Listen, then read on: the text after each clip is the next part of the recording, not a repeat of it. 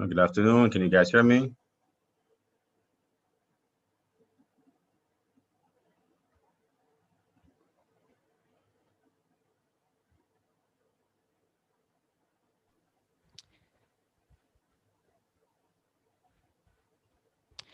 Okay, a pleasant good morning, everyone. Welcome to the Department of History and Archaeology's annual CSEC lecture series. Welcome to those who joined us not too long ago for our first session on West African societies at 9 o'clock, and welcome to those who are joining us for the first time today. So we continue with the second of our 3 sessions now, and if anyone is unable to join us on Zoom, remember we're streaming live on our YouTube channel. That is History, Uwimona.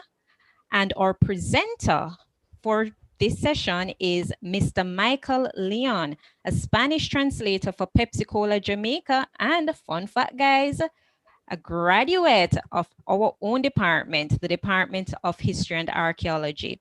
He will be speaking on, as you can guess, the Maroons. And so, Mr. Leon, over to you. All right. Good afternoon, students. Very happy to have you guys here. Thank you, Renee, for the introduction. So today we're going to be looking at the Maroons, and we're going to be looking at their origins, development, and contributions. Now, if you just realize the color of the flag that I have chosen, just to really highlight just the African influence which are the Maroon.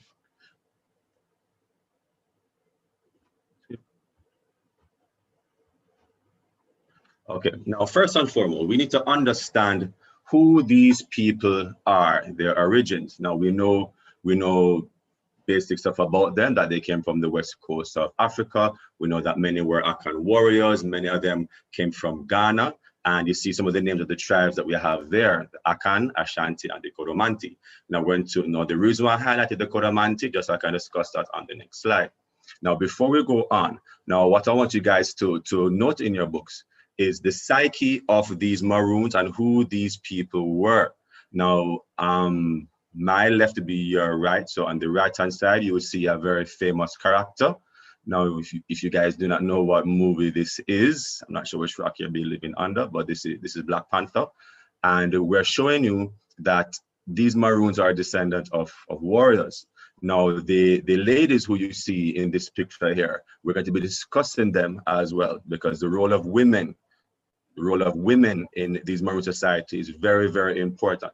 So first and foremost, we see that these people who came over, right, they came over as warriors, kings, queens, princes, princesses. So of course, they had that level, that deep sense of independence, freedom. Now the picture to my right or your left, you see a man holding a gold nugget in his hand. Now that man is Mansa Musa. He ruled on the west coast of Africa as well, the Emperor of Mali, and he was considered the richest man in history. And you can see the travelers came from far and wide to see this man. This is how wealthy he was. And so wealthy he was that when he did his pilgrimage to Mecca, because he was Muslim, he built schools and mosques all along the way, so this was a very, very wealthy man. So this is just to show you who these people were and why they were so resistant to being enslaved. Okay, so this is just to give you an idea of the west coast of Africa. Right here you see Ghana right there, Ghana, Cote d'Ivoire, Liberia. So all of this here, all of this coast, this is where the Maroons came from. Now that's a little fun-filled fact. The word Koromanti, as I said before, it comes from the name of a Ghanaian fort, a Ghanaian slave fort, right? And the name of it is right there, Fort Koromantin in Koromanti, Ghana. And that is what the name of the English called all the Africans that they are taken from this region, right? So they are just called these people Koromanti because they came from that region, but they were Akan, they were Ashanti, okay, and they were very, very warlike people. Now, if you look at the image we have right there, the Ashanti Empire, right, and you see the gentleman right there with his rifle, and you see the other gentleman there with his weapon. So then you have an idea of the mentality of these people and why they would have been so resistant to being enslaved. And of course, there is the slave fort. Now, the word maroon commonly believed to come from the word cimarron. Cimarron. Now, this is a term, a bit of a derogatory term, right, to refer to somebody as cimarron because it refers to wild animals. So, you know, it is very, it's a bit disturbing that this is how they would refer to us as just wild animals. I think I missed out something here. No. Okay. Okay, so this is where the word maroon comes from. This is the English derivative of the word cimarron, and it really shows how the enslavers viewed our ancestors, right? That we're just wild cattle who are just roaming in the bush. Now, who were the first set of Maroons? Now, just based on the images that we're seeing there, we can just create an image in our mind as to who these people were. Now, remember, they're coming over as what? Warriors, independent people. But who did they come over with first? There you go, the Spaniards. So the top left-hand side, right? The top left-hand side you see is called Christopher come buck up us, because that's what we comically like to refer him as. Christopher come buck up us, because he does buck up the Caribbean.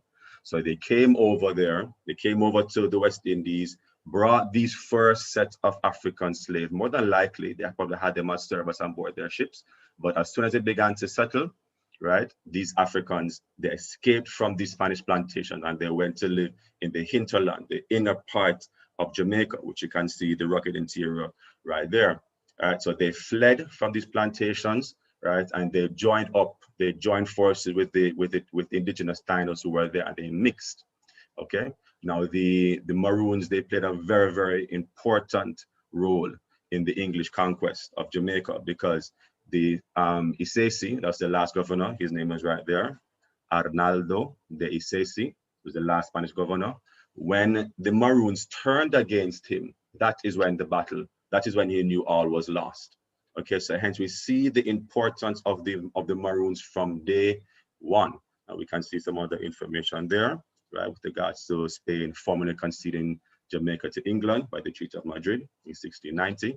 But let's just pause for a second just to have an idea of the terrain, right? So the mountainous terrains, obviously they would have escaped, they would have known the path. Of course, rebellion would have taken place with the image which is showing right there. Now let's look at let me slow down a bit. Let me go back to this slide. Maybe you guys want to do a screenshot. Okay.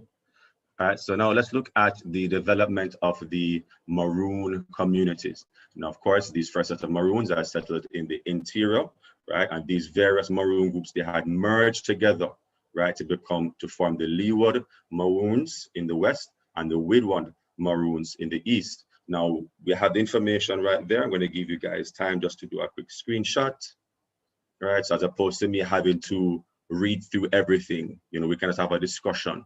So you guys can go ahead, take your pictures, do your screenshot. Okay, now let's just discuss something about the first set of Maroons here. Now the Leeward Maroons was believed emerged from the Coromantee Rebellion. We spoke about the word Coromantee a while ago, which had taken place in 1690. And these Coromantee, or these Akan Maroons, right, of Akan descent, they escaped. Now, the leader of this rebellion, this escape, is a guy called Nakwan. You see his name right there. Now, it is presumed, it has been stated that he is the father of Kojo, and Kojo rose to ascendancy when he had challenged another Madagascan slave, right, for the position of head chieftain. Now, of course, other historical data states that he was the brother of Nani, okay? But of course, history is written by the victors. We can never really be 100% sure. Now, the information shows there, right, how the Maroon towns had developed. So Kojo Town, which eventually became Trelawney Town, right? They were the Trelawney Maroons, and we know what had happened to them, you know, in the 1795 rebellion, the second Maroon rebellion, at the end of which they were deported. Now, lots of people will look back and say, yes, that them forget, because they fought against Taki. Okay, they fought against Taki, but remember, they had signed a peace treaty with the British, right, which states that they have to fight against any insurrection in the name of the British. Okay, now we're going to discuss that later on in another slide further forward. Okay. Oh, so this is Flagstaff, right at the bottom. This is in St. James, right? You guys can go down and visit. It's a very historical spot. Now, these are the family of warriors. Okay, now this is what we know thus far. Akompong, Kwayo, Kojo, and Nani. They are brother and sister. Now we're going to discuss in more detail Nani. We're going to discuss in detail Nani later on in the slide, but this is just some general information for you guys. You guys can take your screenshots. You can take your pictures. Okay. Good. Now these are the images that we have of these two leaders here. Now this is Nani here, my left, to your right. Now this is just a rendition. We're not really sure if this is how she looks. Okay, but it's just a rendition, and the person on my right, your left, is believed to be Kojo. Now, from what I've read thus far, is that Kojo was supposedly a very short man, very short and stocky man. You know, so it leads us to wonder if this is how the man really looked. But I looked a little bit deeper at the facial expressions, and you can see on Nani's face, she has no smile, no smirk, and she has that fire in her eyes, as opposed to Kojo. Kojo, you can see that fire in his eyes, but he almost has this like a slight smirk. So you see the difference in the personalities, and we're going to be discussing that a little bit later. For the young ladies present, I want you guys to make note of the difference that we're seeing in these two personalities based on what we're seeing on this picture here. All right, so the question that we need to ask ourselves is, how did the environment benefit the Maroons? Now, pretty straightforward. Now, I'm not sure if any of you have ever gone any nature walks in the country, or if you've done the Moortown tours, or if you've hiked up in Hollywood, but I can tell you this much, it is very bushy, very, very thick bush, right? And this is how, and for me, the 21st century, it's pretty thick. So I can imagine what it was like back then. Now you see the Maroon there, my left to your right, fully decked out in his camouflage suit, right? And the legend has it that these Maroons were so skilled in building their camouflage that they were able to be beside the English as they were walking by. Now, one of the reports that I had read about these early encounters with the Maroons and the British, that when they had invaded, they were more afraid of the Maroons. Now, a report from a English soldier was that they went out into the bush to forage for food, and to say the least, they did not find the food. But what they found was 5 of their friends who had gone looking for food. Their friends were not alive; they were killed.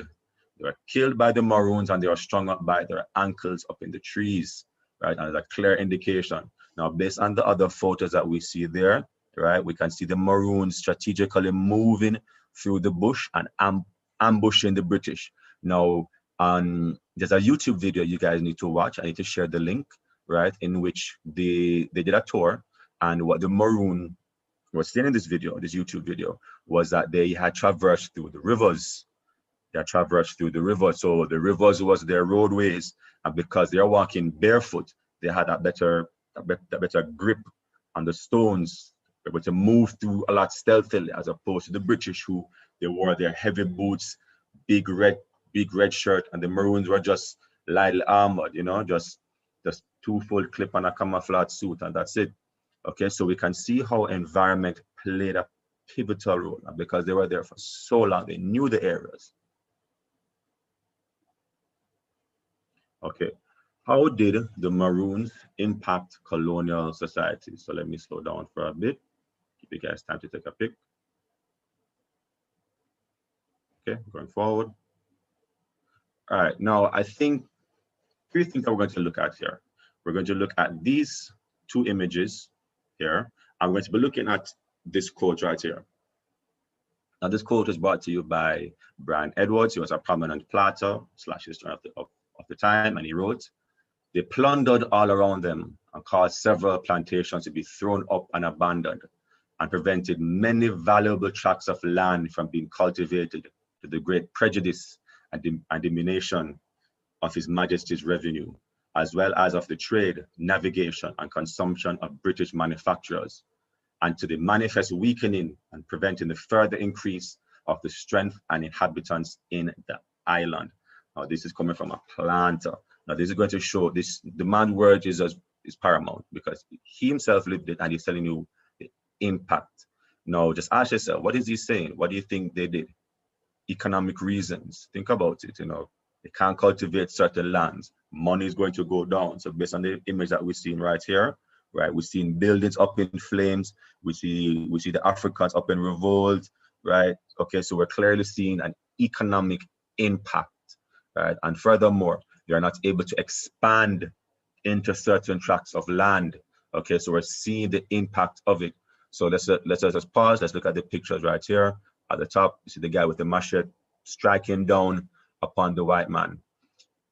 And of course, the image of the whole plantation up in the flames.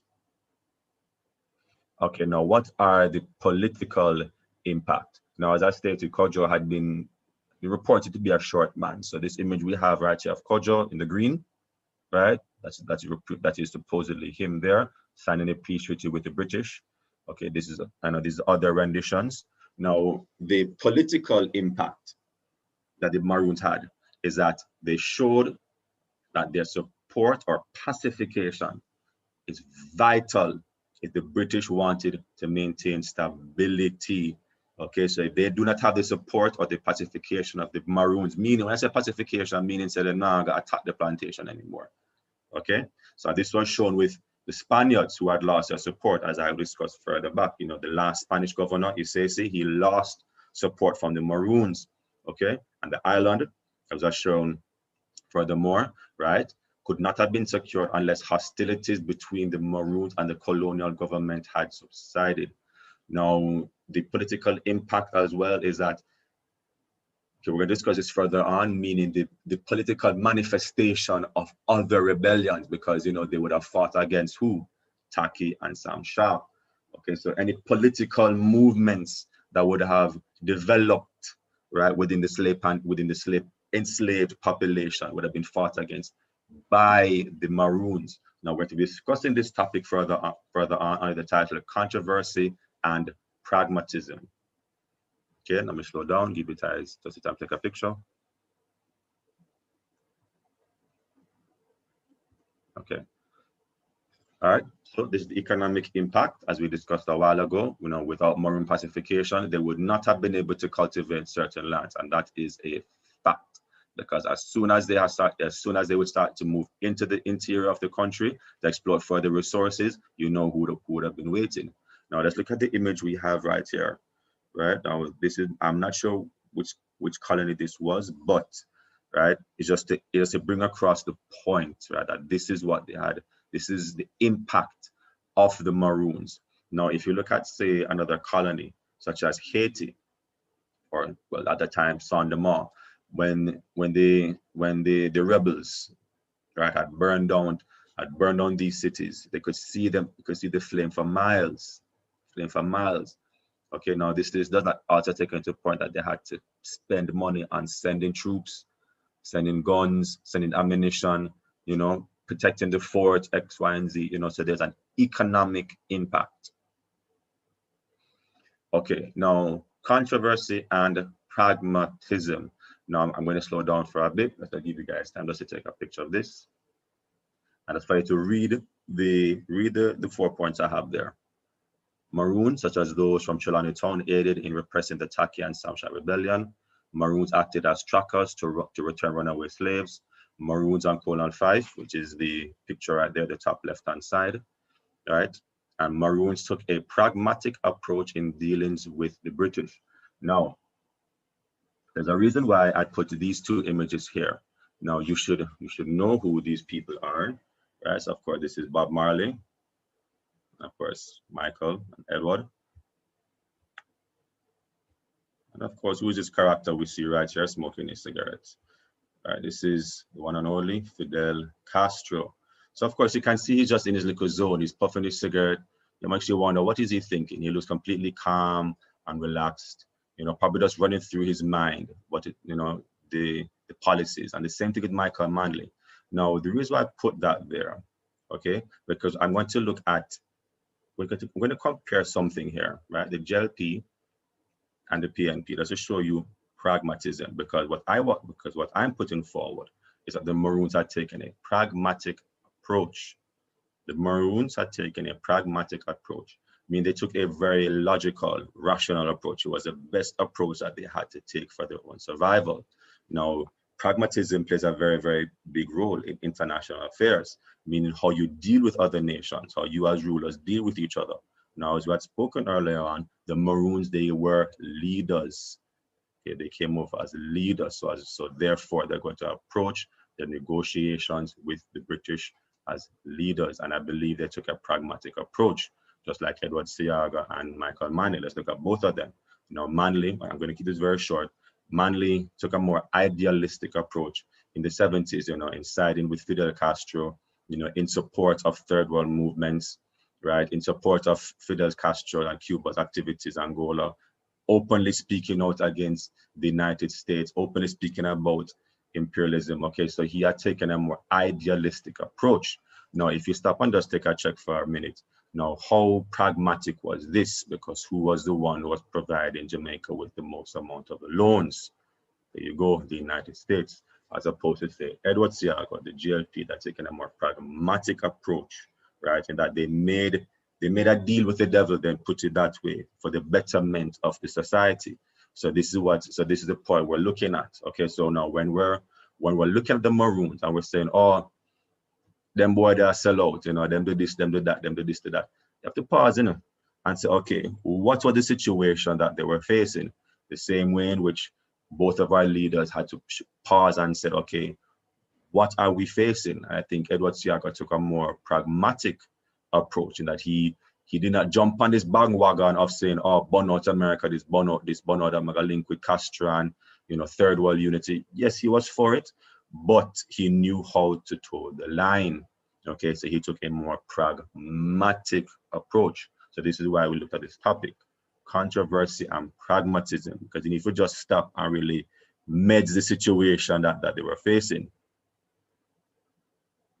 Now, so this is the next topic that we're looking at, the role of women. Now, I'm going to pause just for a second. I'm going to give you guys time just to take a picture of this, right? And just to read through it quickly on your own.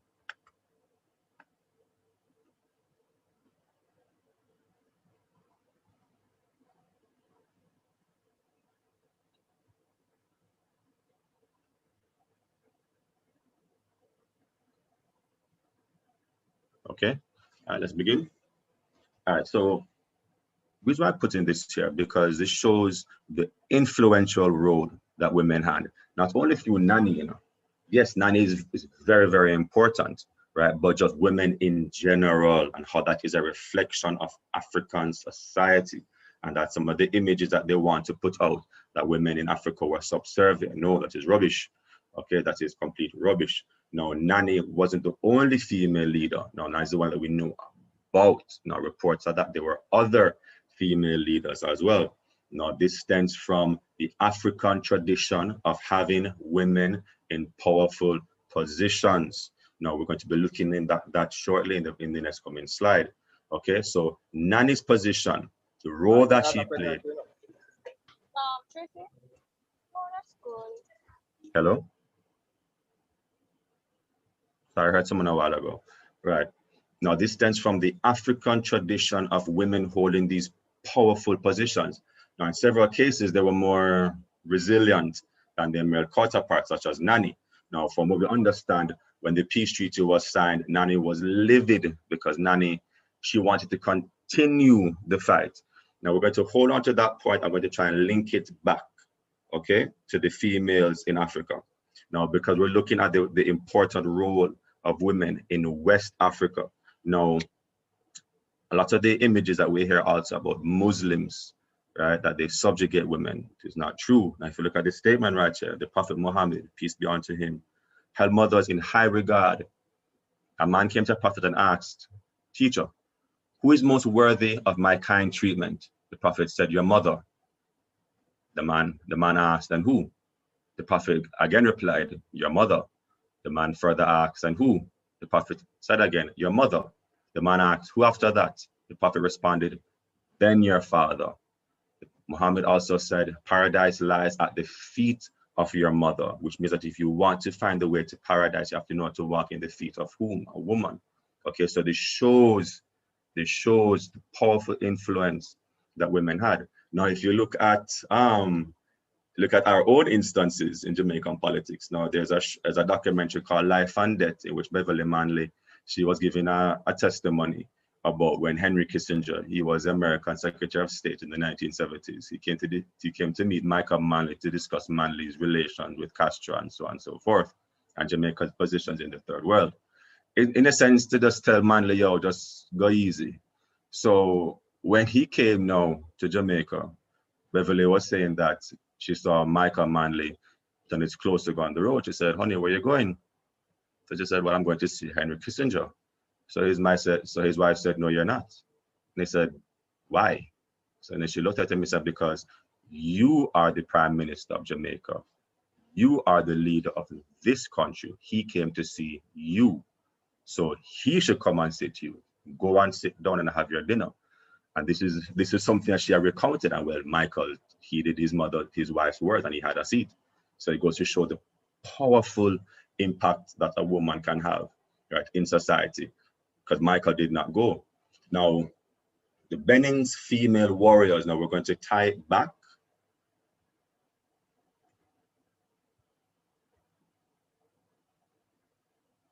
Sorry about that. Okay, so we're going to tie it back to what we're saying about Nani, because Nani is believed to have come from the west coast of Africa as a little girl. So we here came over as a little girl. Okay, now.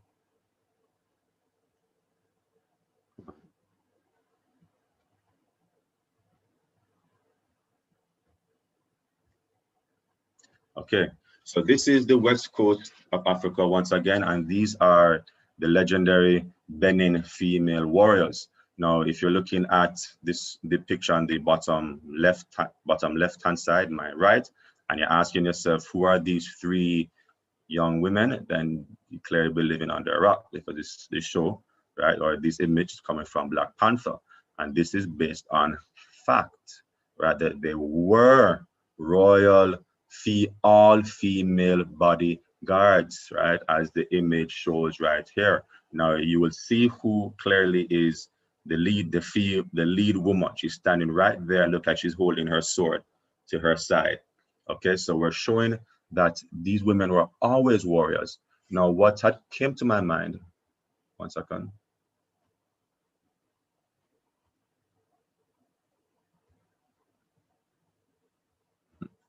Now, what had come to my mind was, okay, these female warriors, they existed from between 1625 to 1894.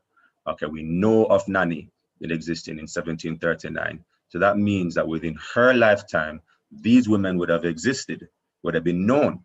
Now, if she was such a revered warrior, it made me wonder, was she one of these Amazonian warriors? Was she one of these Benin female warriors? Maybe she was being trained as a little girl, right? And then was captured. Remember, that's how they would capture these slaves, you know, right? That's how they capture these Africans. They would capture them during wars, during raids. Maybe Nani was captured. Who knows? Maybe Nani was captured along with her brothers and shipped over here. But because she has this fierce warrior spirit, right, she could not be encaged. Now, as I stated, she was the last one to sign the treaty, right? Her brothers signed it first. Fact. So, ladies, now given what is taking place with the raping of young girls, right? Any boy feel like he want to touch you, just think of these young women, think of these female warriors, right? And ask yourself, what do you think they would do? Okay, so I'm going to leave that right there.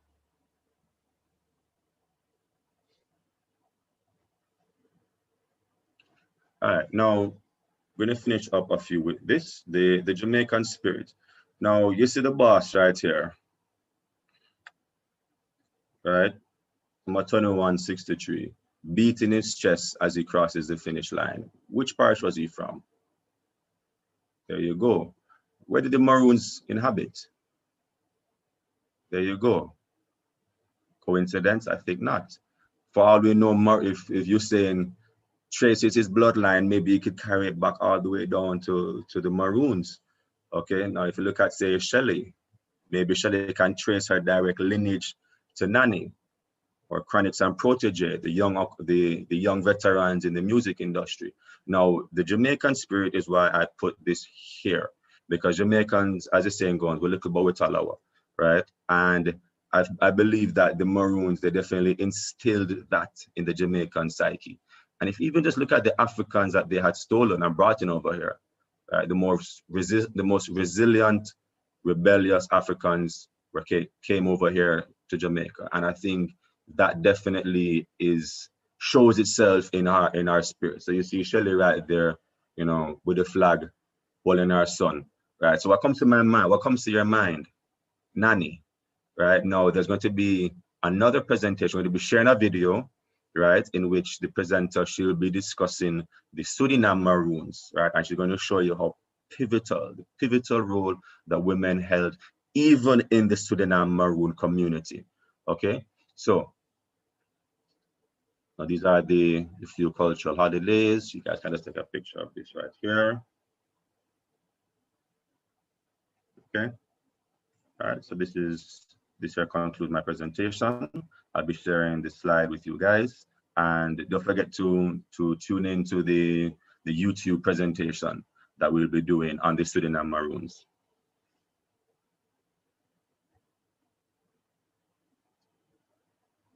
Do we have any questions? Do you have any questions you guys would like to share? Any commentary? Yes. Okay. Thanks, Mr. Leon. But just to clarify a bit about the presentation on the Suriname Maroons, that Yes, will be that will be the link, the YouTube link that you'll be sharing in the chat. That's right. Yeah. Okay. So they can go and watch it afterwards. Is that correct? Well, not as yet. I still have to slice and dice it a little bit. Okay. Right. I have to, because I have to take out, I have to merge it properly then. Merge it properly, and then the students will be able to watch it. But one important thing I want to really point out was that last point about the role of women, just given the social issues that we're facing right now with regards to, young girls being attacked and raped. When you're watching this video, look at the importance, right, that of women in these African societies, and apply that to your own society, to your own psyche as young girls. All right, Renee, so over to you, and I'll let you know as soon as the video is finished. Okay, so as soon as you're finished with that, you will give it to us and we will put it up for the students. That is right. Oh, and I will share the PowerPoint as well. Okay, no problem. So then, right. So thank you, Mr. Leon. So guys, yes, any burning questions, comments, for our presenter? Anything you need a little more clarification on? And of course, those who are listening on YouTube, please feel free to share questions or your comments in the chat box. And of course, here on Zoom, you can raise your hand, right? Or you can, use the chat box here. Any questions? Any comments? I think a lot of them are very shy. I guess not. Okay, it's okay. Okay, in terms of the PowerPoint that Mr. Leon will share, he will share it with us, and of course we will send it out to your teachers who will then share it with you. Okay, we will do that. So any specific questions regarding what he was discussing? All right, while you're thinking about it, Mr. Leon, right. Okay, so essentially you have given us an overview, of the Jamaican Maroons, right? Mm-hmm. And you will share a video, with those in Suriname. But I'm wondering, in your research, what could you say were the similarities and or differences between the Maroons in Jamaica and those not only in Suriname but also Guyana? What have you come across that you could share with our students today? I think the greatest similarity for me, that stood out for me, was the role of women. That for me stood out, because it showed that African retention, right, of the importance of women in these Maroon societies. Not to go too much into this Suriname, because I want them to watch the video, but their lineage as well was traced through their mothers. And Okay, it's a slide I remember. Okay. All right, so let me comment on that first about the females, because you see in Suriname, right? Once you can trace your lineage to your mother, right, then you will have access to all these resources as well. Okay, so that is what stood out for me the most as a similarity that these women, that with these Maroon societies. And also when you're watching the documentary as well, you're going to realize that there's a lot of slangs with Jamaicans as well. There's a lot of our cultural expressions, or even the dances. They, it looks, some of their dances, the ones from Suriname, it looks like they're doing dinky mini, but they're not moving their waist. I'm not going to do the dance, but the way they were dancing, it was very reminiscent of dinky mini. And of course the beating of the drums, the African traditions as well, some of the dance, the differences, some of the differences that I had realized is the fusion of the indigenous cultures, the infusion of the indigenous cultures, because you're going to see how they adapted some of their words, how they adapted some of their pottery, their style of cooking, their style of dress. Let me see where else. In Colombia, as a matter of fact, they also have a Maroon group. It's called San Basilio de Palenque. San Basilio de Palenque. It is in the north of Colombia, and they also have this Maroon community. Well, they're not called Maroons, but they're called Palenques. And they share lots of these historical connections, lots of the traditions of the drums and the names that they would utilize. So those are things that caught me the most about the similarities. A student has said that the slide with the Black Panther is the one that had caught your attention the most. Why is that?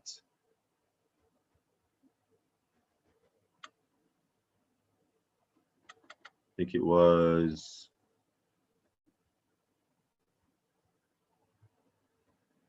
this one here. Why this one? This is Kimberly, Miss Miller.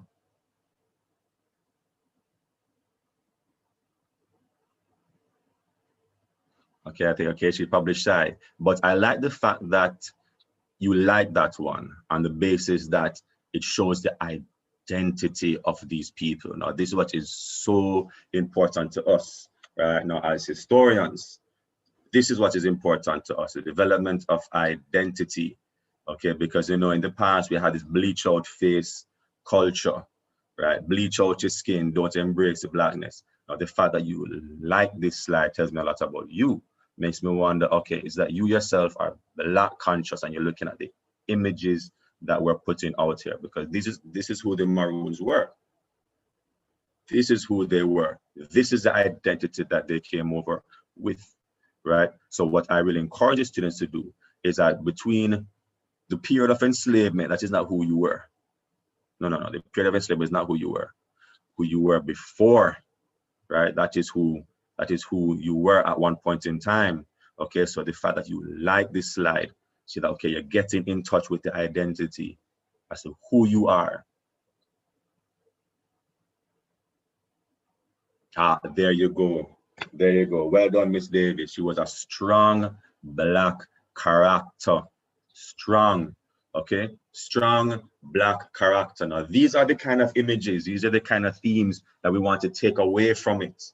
Okay, good. He's a strong Black character. He's a leader. Okay, he's a leader of this powerful Wakanda state. Understand? He's a noble. He's a noble leader. And who does he seek counsel for? Who are his greatest companions? Who does he trust the most in life? The females around him. The females around him. So girls, I want you to look at that. Look at that as young girls. Now, if you look at this if you look at the warriors to the fireless, you can look at that. Look at your face, that fire in her eyes. Now, they are the ones who are standing beside the king. Okay, so these are the kind of themes that we want to put out as to who we are as a people. Okay, the identity. Now, when you're watching this video about the Maroons in Suriname, I want you guys to be paying attention to things like this. Okay, now what else? What else stood out in your mind? Okay, Mr. Leon, we have two questions from YouTube, right?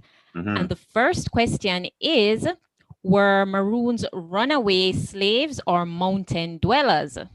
Both. Both. Both, as a matter of fact. Yes, they were runaway. You see, I don't want to call them slaves because I'm not a slave. I'm a free people. Right? So yes, they were runaway slaves in the sense that they fled from the mountain. They fled from the plantations. Okay, and they went to live where? In the center of the island. Okay, and yes, they were mountain dwellers. You know, they'll go up in the mountains and they will hide. They camouflage themselves, full camouflage suit.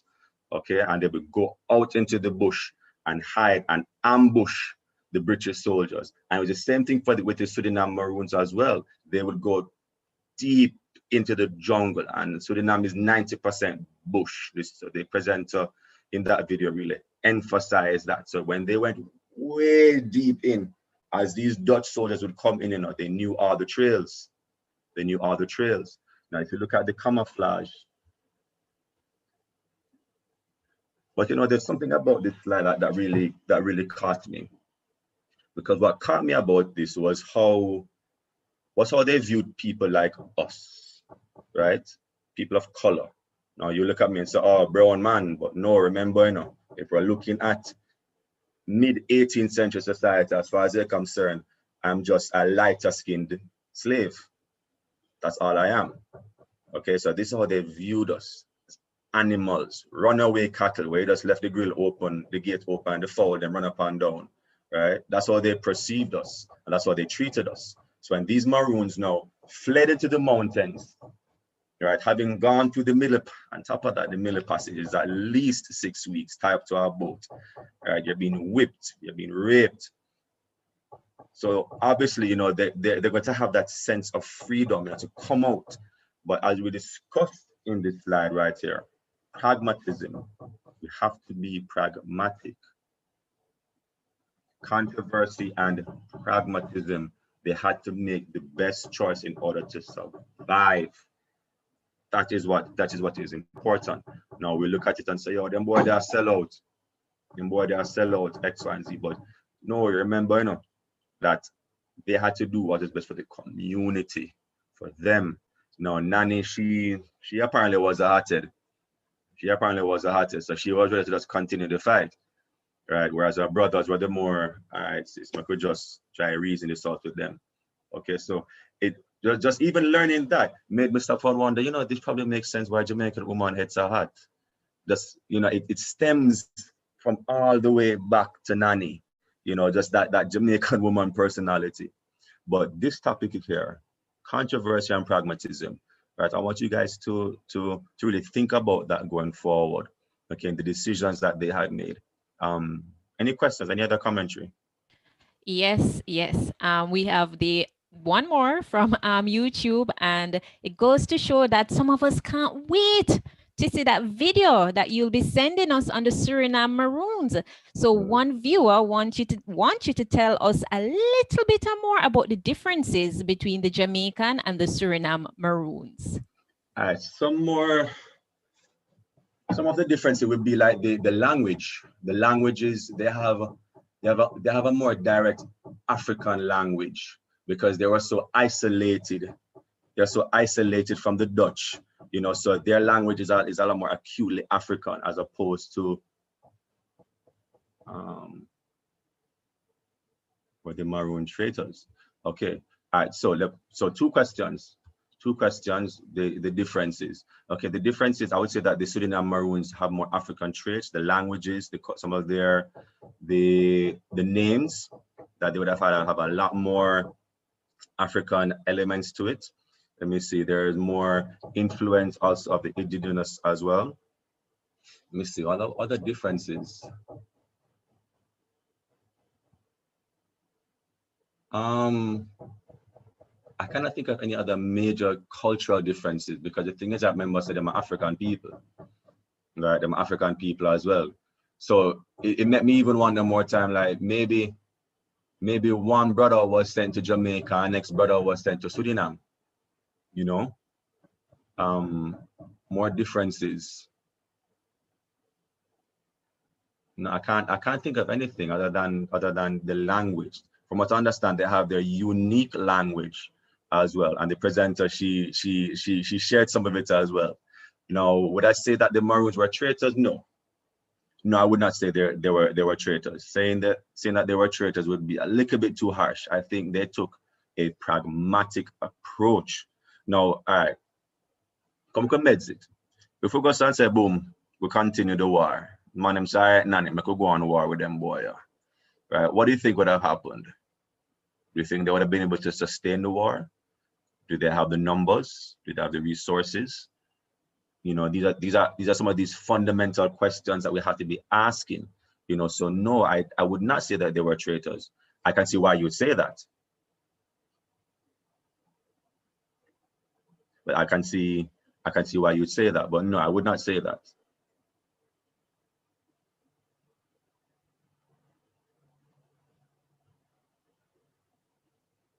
Any other questions? Any other questions or comments, guys? All right, I'm quickly going over to the YouTube channel. Let me see if there's anything. No, I see. Oh, you know what just came to my mind a while ago. So the Suriname Maroons, they do have a similar cultural tradition with regards to when a woman is going through her cycle. She's going through her monthly cycle. Now, I'm not sure if I don't want to say it's a culture of the Maroons. I'm not sure the Maroons have this tradition, but I've heard of some of the Rastafarian settlements have this tradition in which when the woman is going through her monthly cycle, she's sent to what the Suriname Maroons call the moon house, which is an isolated house away from the other society, because to be away from the more sacred sites. You know, so that's a similarity that struck out as well. Another similarity is that, okay, so some of the Suriname Maroons, they could have more than one wife, right? Now, before you jump up and say, yeah, man, that's how I want to live. Now, if you want to have more than one wife amongst the Suriname Maroons, right, you have to be able to do the following. You have to be able to build a house. You have to be able to hunt for her, right? I'm talking wild hog, fish. You have to be able to protect her. You have to be able to fulfill those duties. Now, if you cannot fulfill those duties, right, you cannot have more than one wife. Also, they do not refer to the Suriname Maroons as Maroons. Now, in their language, they say Businege, Businega, Businenge, which means the bush Negroes. Now, even look at that, right? The name that they utilize to describe themselves is of a different language, you know. So we see some of the linguistic differences there. But yeah, that was a similarity that also caught my attention. Any questions? All right. I think that is it, and for today's session. But let us all thank you. Thank you again, Mr. Leon. Thank you very much for an informative and, of course, engaging presentation. And I also want to thank everyone for attending and also participating. And as I am wrapping up, I see, guys, that we have a comment here, a question from Marlon. How big does the house have to be? And that's our final question. My boy Marlon. You know, if it be a two-story house, brother, it can just be like, not to say build a shack. You know, it must be like a decent sized room to hold her bed, her hammock, and her things. You know, so so no, man, not like one little chuck up space, you know. Okay, thanks for that, Marlon. So once again, thank you, Mr. Leon. Thank you so much, you know, to our students and our teachers for attending and, of course, participating, right? Our next and final session today begins at 2:30 p.m., where we will be looking at Caribbean society, 1900 to 1980.